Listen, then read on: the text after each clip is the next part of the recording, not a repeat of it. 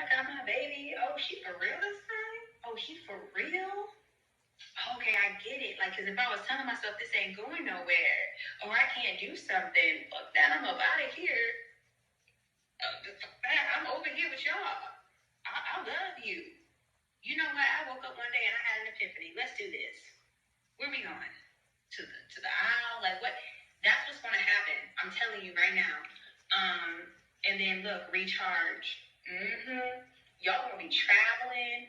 Y'all are going to be like, there's going to be a rejuvenated, like, I invite magic into my life always. Like, someone is going to change their whole entire perspective because they're going to be like, I can't believe that I was keeping myself from this.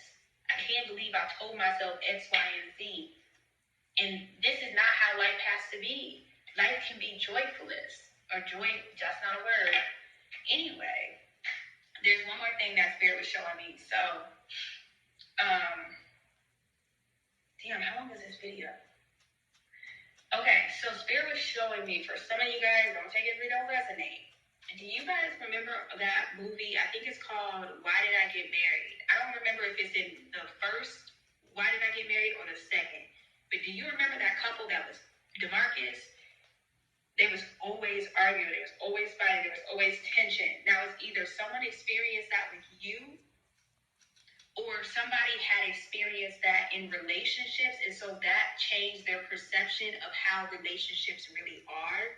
And so that could have been the false narrative that they had implanted in their head. But do you remember one day she's like, you know what? I don't want to argue. I don't want to fight. I don't want to be on this person's head. I want to love him, because us arguing and fighting and tearing up the house and accusing each other of things and sleeping with people outside, that is not going to, that's not going to do nothing for me. It hasn't got me nowhere thus far. So what happens if I actually treat him like a man instead of downplaying him?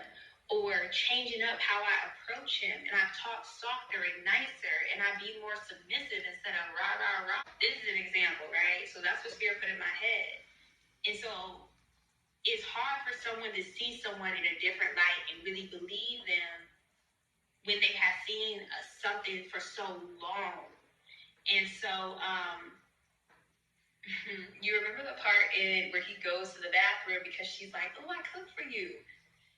And so he calls his friend and he is like, yo, he was like, listen, I need you to call the police, get an ambulance out here. I think my wife is trying to kill me. He was like, what did you talk about? Your wife's trying to kill me? He's like, yeah.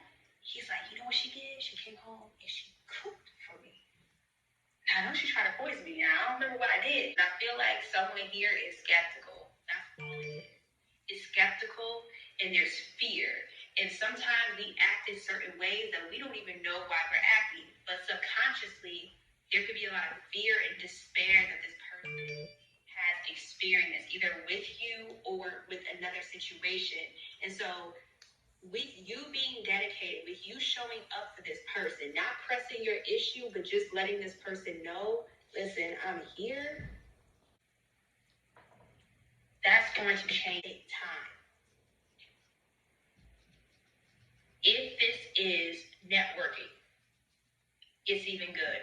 So, with expressing love, this is about you communicating, because it might be something that you communicate. You could communicate in different forms of ways. You can communicate vocally. You can communicate in your body language.